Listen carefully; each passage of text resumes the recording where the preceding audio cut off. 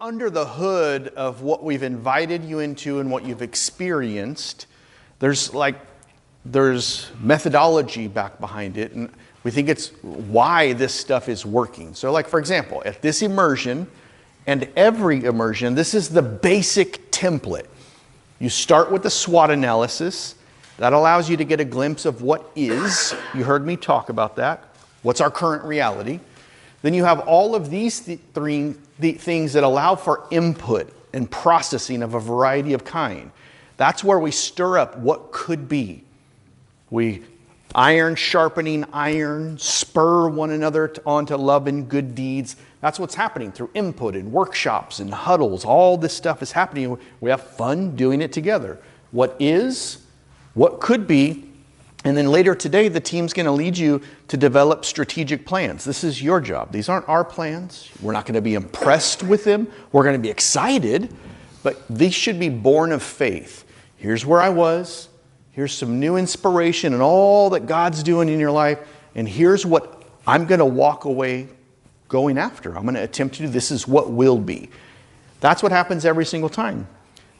So this is like what we're kind of calling Immersion 1 here, building a discipleship culture. Like you've got to build a culture that encourages discipleship, and you operate from a Jesus-shaped life. 6 months plus later, we're trying to figure out the timing of what the rhythm looks like, but it's basically 6 months. The next content, again, walking through this Immersion 2 would be multiplying catalytic leaders. How do you not only live into it, think about it, but actually how do you do that? We get into leadership pipelines. How do you help develop people? That's where you're bringing teams. So now you've got team that you're discussing this with and giving report outs in. Whole new dynamic comes into play when that takes place. It's a lot of challenge here, but it's really, really good stuff. Practicing the way is the third immersion. It's about spiritual formation. It's about like, how do I be the kind of leader that can sustain doing this stuff? Now, we did practicing the way stuff here, spiritual formation a little bit here, but this is where the emphasis is. We place it here later because a lot of times we get so focused on doing this stuff in our church, we got to remember we've got to be people who can sustain whatever promotion the Lord has for us, wherever the Lord wants to take us. And then the last immersion is missional incarnational impulse. If you're familiar with Alan Hirsch, this really is his language. And it's just, how do we take kind of all of these types of concepts and live into the missional movement developers that Alan has studied and looked at from a missiological standpoint? How do we represent Christ incarnationally, maintain the mission of God as a focus, and step into the natural just stuff that's in the heart of God that we are stepped into? That's kind of what we call the arc of involvement. That's what each immersion looks like. The special thing that happens, though, where we solidify what happens here and don't forget, is this blue stuff that's in between. What we do out of here is we've got a book. In fact, team, do you mind handing out that book? I pulled it out of the box and it's right back on the table. We've got a book that we want to give to you. Not just so you can put it on your shelf, but so that we can go practice with it. We'd like to invite you to continue in a huddle with your huddle leader. We do different rhythms. My huddle is weekly. Fred's right now is bi-weekly. Jerry's is weekly. But we'd love to meet online, work systematically through some content that'll help reinforce what we've done here and put into practice and support the plans that you're walking out of before we meet again. It's a big ask, but what we've discovered is all of the friendships and laughter, we've been really celebrating what we love seeing happen in this room. You guys are doing such a great job. This is it. This is what we dreamed of. But we think that if we can keep this, we're going to build a lot of good practices together by just being together, building deeper relationships. When we show up for the first day of this second immersion, it's pretty cool because we all know one another really well. And you're introducing your team members from your local context to your regional friends. I remember Robin Foster. She had two people that she came here with.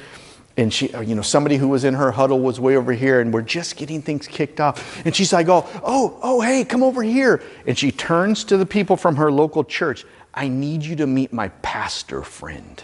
Oh, My heart just melted because Robin didn't know that pastor 6 months before, but she was delighted to show her people, this is my pastor friend. It's that kind of collegiality that we talked about wanting to have. So we want to invite you into this. That book, my friend Bob Ronglian, is a great tool. It goes through covenant and kingdom. It hits on some of the fivefold ministry things, a few of the other shapes and tools that are in there. Some great stuff. And we'd love to take that further. So today in your huddle leader will likely start to, talk through when could we possibly meet. We've all got busy schedules, so get yourself prepared for that. Team, is there anything else that I might be missing before we turn to that? Oh, last part. Because we're getting close. So we just finished up Immersion, or we finished up last fall Immersion 2 with the Proto learning community. What we were doing at the table away from you guys was we needed to just get time to finalize our outline for what we're going to do. We've been working through practicing the way here. So what will we teach on? So we were working through that and assigning who's going to teach what. And so we're getting ready in 5 weeks to come do this. So we see this end in sight. So I was sharing resources. Hey, we got to digest that content so we can create the teachings for that. So we're getting close. What will happen once somebody goes through all 4, we've got common language, we've got friends that we've enjoyed so much time with. We don't want to just let it go. We want to steward that, and it's just this bigger, less organized version that we're just calling a community of practice. Instead of meeting every 6 to 8 months, that community would likely meet every year, and it would be all learning communities gathering together. Proto gets together with Alpha, which gets together with Beta, and it could grow and it's scalable. Sure, there would be more people in the main stage teaching time frames, but we would go into social spaces for workshops in groups about this size so that you can still do the nitty-gritty detail stuff. You'd still have huddles so you can work through your own. It's scalable and it works really, really, really well, even in a much larger group. We think this kind of stuff is what the movement on the West Coast needs and the opportunity that the Lord is opening for us to step into. So we'd love to have you join along if you're interested. If not, we get it. Bless you if this is not something that you're interested in continuing to join us in. But just let us know.